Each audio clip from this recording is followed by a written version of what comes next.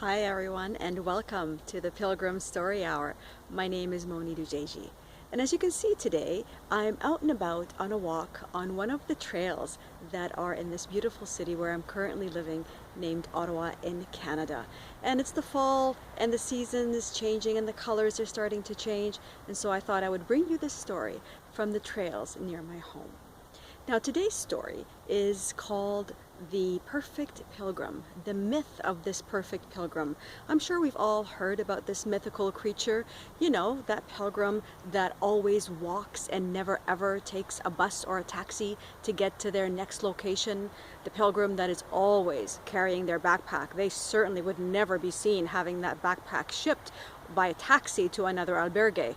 And certainly they stay in all of the albergues and the refugios. They never stay in private accommodations. And so many more myths that I'm sure you'll hear about as you're preparing for your pilgrimage, or if you're on that pilgrimage yourself right now.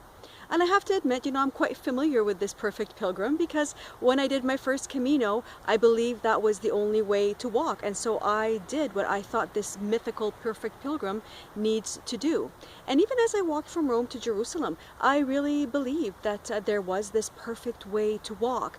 And I didn't think twice about it until much later in my own journey as I was walking towards Jerusalem. I must say, it was to the point where I would not accept a ride unless I was very sick. And the times that I was sick, there was one occasion in Croatia when I did get really sick, and I accepted a ride, but under the condition that they would drive me back to the place where I stopped so that I could keep walking and say that I didn't cheat. I actually walked every single one of those 5,000 kilometers. It was a pretty extreme way of living, and I really didn't give it much thought. But when I started to really reflect on how unhappy I was with my pilgrimage, and why was I unhappy, and why was I losing the fun of why I started to go on this pilgrimage in the first place, I began to realize that I had a lot of strong beliefs around this idea of perfection. And perfection, to me, I understood, came from a sense of control, of really wanting to control everything around me. And that realization also made me appreciate that it was because I didn't really trust myself on my pilgrimage. I really didn't trust that I was supported on my pilgrimage in any way. Even though I was receiving proof to the contrary all the time, there was still that feeling that I needed to control everything. And so a lot of what I had to deal with was the issue around letting go of my need to control, and to simply trust that I was going to respond and know how to respond and have the resources that I need in the moment that I need them. I also appreciated that there was a voice that was inside my mind.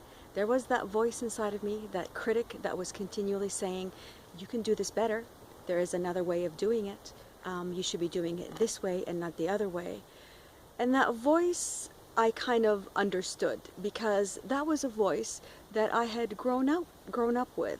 Now, with all of their best intentions and all of their love, my parents did the best when they believed that by telling me to do better, they were encouraging me to actually work harder and aim for a level that they believed would make me a better person. So when I got the 90 at school, they said, well, why didn't you get 95?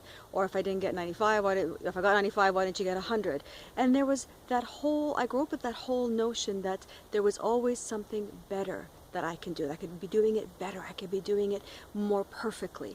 And it was this whole idea that translated into the rest of my life that made me a very demanding person with myself and very demanding with others. And it translated, obviously, into how I was walking and how I was doing my pilgrimages. And I decided to finally make peace with this inner critic in a moment when we had arrived in Turkey. We had been walking for about 9 months now. It was September sometime. And the 3-month visas that we had used to enter Turkey had expired. We didn't think it would take us 3 months to cross Turkey, but here we were. We were still in Alanya with at least a month's worth of walking to go, and our visas had expired. And they said the fastest way to renew our visas was to leave the country and come back in again and get a new visa. And the closest country was Cyprus. And the fastest way to go was to take a boat from Alanya to Cyprus. We could come back to Alanya, or we could elect to go back to a place that was a town that was about 150 or 200 kilometers ahead of Alanya called Tajucu. And we had been told that that stretch of walking from Alanya to Tajucu was pretty intense, in that it was more than like 45 kilometers a day of walking, very little shelter, very little opportunity for water or for food or for rest. And being summer, the heat and the lack of water was something we were battling with every day. And although we talked about, okay, we can do this, we've done stretches like that before, let's go ahead, like kind of suck it up and let's just be the perfect pilgrims and do that again, I decided that no, that this time I was going to silence that inner critic, and I was going to allow a different kind of peace to settle over me and to let go all of those expectations that I had placed upon myself of being this perfect pilgrim. And that was a very hard decision for me to make, to walk, to say that I'm going to skip a piece and still feel like I was a good pilgrim, was something that took me a long time to come to terms with. But when I finally did, I saw that I made I felt a peace inside of me, and I felt that I had moved forward in my personal journey towards self-acceptance and above all self-love. And it may seem like a small thing, but for someone who was committed to that kind of personal quest of finding inner peace, to me it was a very large step indeed. So as you are embarking on your pilgrimages, or even if you're walking right now, I encourage you to simply reflect a little bit on the beliefs that you have about what it means to be a pilgrim, or what it means to be this perfect pilgrim, and to see if there is any way that you can potentially make peace and let go of that perfect pilgrim. Thank you so much for tuning in. I'd love to hear any stories that you may have about being this perfect pilgrim, and please leave them for me in the comments below. And I do hope you tune in next time for another episode of the Pilgrim Story Hour. Thanks again, and buen camino.